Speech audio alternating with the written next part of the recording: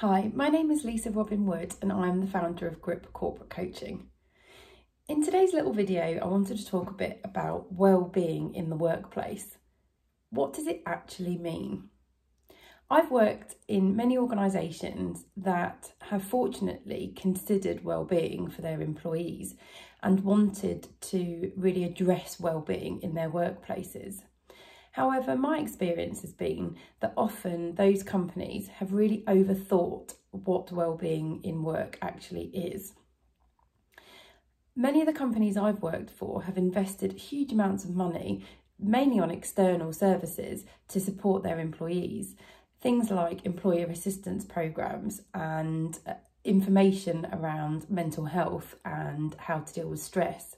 All of these things are extremely valid, and I'm not criticising their approach in respect of the time and money that they have invested to address the subject. However, I think when it comes to well-being, it's about going back to basics and really thinking about what well-being means for individuals. Many years ago, when I was struggling in my current place of work, well-being was not at the time a subject that was being necessarily discussed in vast quantities.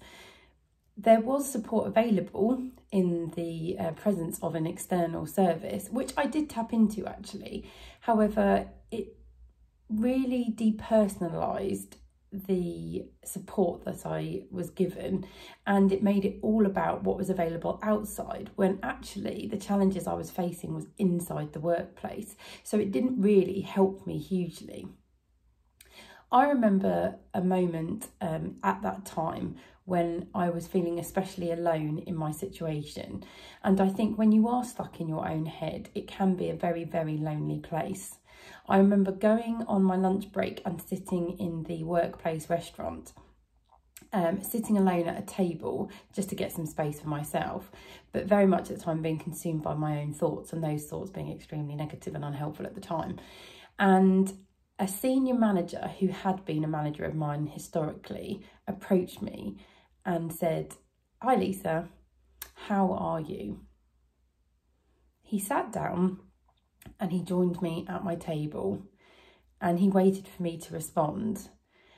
And it was at that moment that I felt, well, one, I remember feeling quite emotional and upset, but I really felt at that moment as though someone had noticed me and truly authentically was interested in how I was feeling. He sat there, he waited for me to answer. I didn't fob him off with, "Yeah, just fine," which I think many of us are guilty of doing, even when we're not.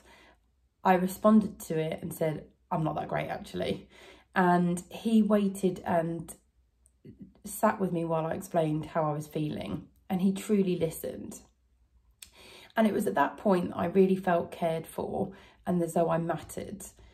And I think it was a bit of a turning point as to when I started to share more openly the challenges I was having and decided to take action to actually address them. And for me, I think when it comes to looking after people's well-being in the workplace, it really is as simple as starting a conversation, but starting an honest, authentic conversation. So that means giving the time to that person to truly spend time with them, ask them how they are, explore how they're feeling, and listen to the answers. So I think my suggestion to all of us in the workplace, this isn't just about managers or leaders, this is about all of us being people and looking after each other, is to really support well-being in the workplace. It's about being available to others. So give your time and be there. Don't be there in a rush and be there in a distraction. So if you're going to be there with somebody, clear your diary, make the time, take the pressure off yourself to enable yourself to be there and be there in earnest. So ask questions and listen honestly. Give people the space and the time to respond. Don't interrupt. Let them talk and share how they're feeling, share their thoughts. Don't judge. I think that's so important. And don't assume that you know and you understand, because we're all different. And sometimes that just isn't that helpful when someone says, I know how you're feeling, or I've got a solution for that, or here's some advice, which I think totally comes from the right place of intention.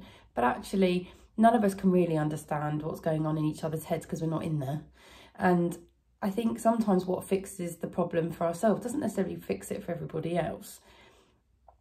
So I think listen, don't judge, and support that person to find the solutions that are right for them. Empower them by listening to them and facilitating their thinking, and by giving them the space just to search and find the right answers that work for them. Because actually, when we fix our problems for ourselves, that can be the most empowering experience. It can demonstrate that we are capable, that we are strong enough, and that we are powerful, and that we do have the answers.